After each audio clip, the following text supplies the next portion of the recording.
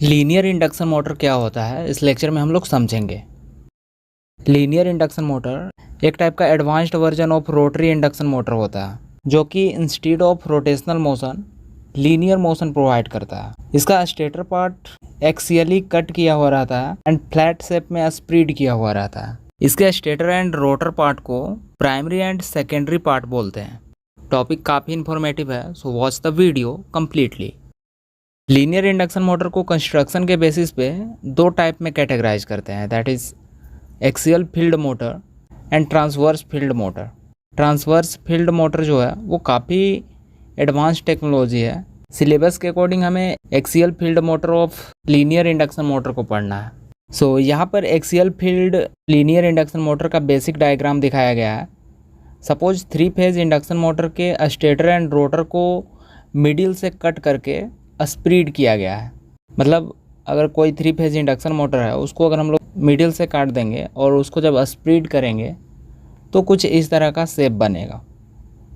यहाँ पर स्टेटर को प्राइमरी एंड रोटर को सेकेंडरी पार्ट बोल रहे हैं। प्राइमरी पार्ट फिक्स रहता है like stator of 3 phase induction motor and secondary part linearly move करेगा क्योंकि इस मोटर को हम लोग लीनियरली डिज़ाइन कर रहे हैं। सो प्राइमरी को स्टेटर एंड सेकेंडरी को रोटर आप बोल सकते हैं। लेकिन 3 फेज इंडक्शन मोटर के केस में रोटेशनल मोशन हो रहा था जबकि इसमें लीनियर मोशन होगा। प्राइमरी पार्ट में हम लोग 3 फेज एसी सप्लाई प्रोवाइड करते हैं जिससे लीनियर फील्ड प्रोड्यूस होती है, that is VS in metre per second. जिस तरह 3 फेज इंडक्शन मोटर के रोटर एंड स्टेटर में वाइंडिंग करते थे, यहाँ पर भी प्राइमरी एंड सेकेंडरी में कॉपर बार्स स्लॉट्स में प्रेजेंट रहता है जो कि इंड रिंग से शॉर्ट सर्किटेड होता है, like bars of squirrel cage rotor. इसके प्राइमरी में जब 3 फेज एसी सप्लाई प्रोवाइड करते हैं तो कनेक्टेड कॉपर बार्स के कारण मैग्नेटिक फील्ड प्रोड्यूस होती है। हम लोग एसी सप्लाई प्रोवाइड कर रहे हैं, सो प्रोड्यूस होने वाली फ्लक्स भी वेरिंग नेचर की होती है and that variable magnetic flux secondary पर प्रेजेंट कॉपर बार्स को कट करती है और वी कैन से उससे लिंक होती है। So from Faraday's law of electromagnetic induction secondary के बार्स में EMF इंड्यूस होता है। सिंस वहाँ पर कॉपर बार्स इंड रिंग से शॉर्ट सर्किटेड रहता है, so due to EMF inducing in the secondary bars वहाँ पर करंट सर्कुलेट करती है जिसकी डायरेक्शन आउटवर्ड होती है, मतलब बाहर की ओर होती है। एंड ऑलरेडी हम लोग पढ़ चुके हैं जब करंट कैरिंग कंडक्टर को मैग्नेटिक फील्ड में प्लेस करते हैं तो उस पर टॉर्क एक्ट होता है। लीनियर इंडक्शन मोटर के केस में सेकेंडरी पर जो टॉर्क और फोर्स डेवलप होता है उसको थ्रस्ट बोलते हैं एंड डेवलप होने वाला फोर्स का direction Fleming left hand rule के अकॉर्डिंग डिटरमाइन करते हैं। फ्लेमिंग लेफ्ट हैंड रूल कुछ इस तरह होता है जो कि करंट, फ्लक्स एंड लगने वाला फोर्स के डायरेक्शन को इंडिकेट करता है। सो इसमें फ्लक्स की डायरेक्शन नीचे की ओर है, करंट की डायरेक्शन बाहर की ओर है, दैट इज़ आउटवर्ड। हम लोग देख चुके हैं आउटवर्ड डायरेक्शन में करंट फ्लो कर रही थी एंड फोर्स का डायरेक्शन राइटवर्ड में है। अब इस डायरेक्शन में जो सेकेंडरी है वो मूव करेगा। सो यहाँ पर जो सेकेंडरी पार्ट है वो थ्रस्ट डेवलप होने पर इस डायरेक्शन में लीनियरली मोशन करेगा। इसमें स्पीड को V से डिनोट करेंगे जिसका यूनिट मीटर पर सेकेंड होगा। हियर VS की लीनियर ट्रैवलिंग प्राइमरी फ्लक्स है और प्राइमरी फील्ड है in metre per second and VS is equal to 2T/F1 in metre per second होता है, where F1 is the supply frequency in hertz, T is the linear pole pitch in metre. Linear pole pitch का मतलब क्या होता है उसको यहाँ पे दिखाया गया है। इसमें N एंड S पोल भी लीनियर डायरेक्शन में बनता है, सो दो पोल के बीच का जो डिस्टेंस होगा उसको लीनियर पोल पिच बोल रहे हैं। सो VS को प्राइमरी ट्रैवलिंग फ्लक्स बोलेंगे, T को लीनियर पोल पिच बोल रहे हैं एंड जो F1 है वो सप्लाई फ्रीक्वेंसी है and V that is speed of linear induction motor will be equal to 1 - S into VS in metre per second, where slip S is equal to VS - V upon VS। जिस तरह 3 phase induction motor में हम लोग slip term को देख रहे थे उसी तरह यहाँ पर भी स्लिप होगा, that is S is equal to VS - V upon VS।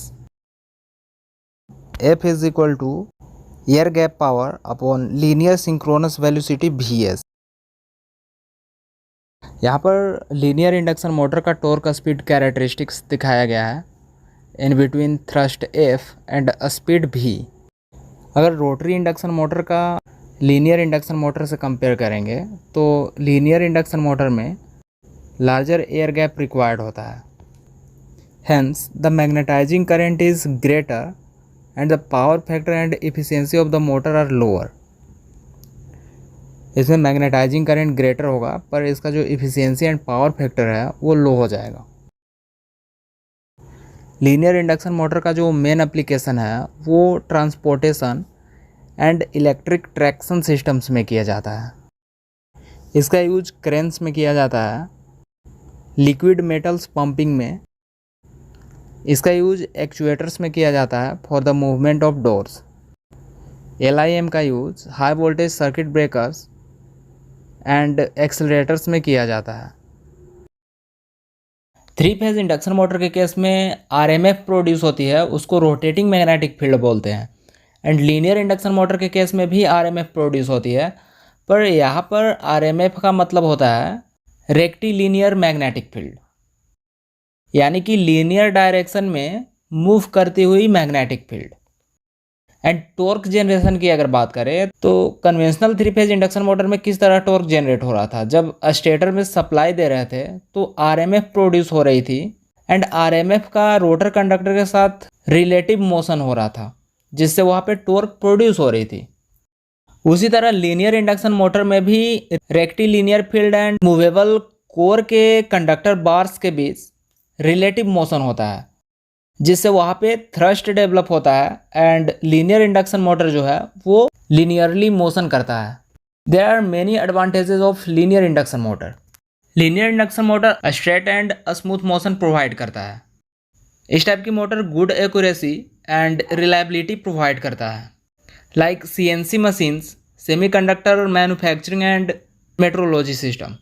कुछ बेसिक एप्लीकेशंस के लिए लीनियर इंडक्शन मोटर्स भी कॉम्पैक्ट एंड लाइटवेट डिज़ाइन किया जा सकता है।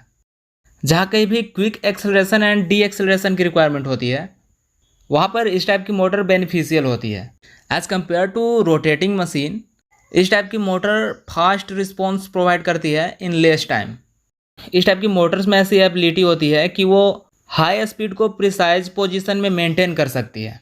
तो इस तरह से कोई भी टॉपिक को अगर आप इजी वे में समझना चाहते हैं तो चैनल को सब्सक्राइब कर लें और बेल आइकन को भी प्रेस कर लें ताकि वीडियोज आप तक पहुंच सकें।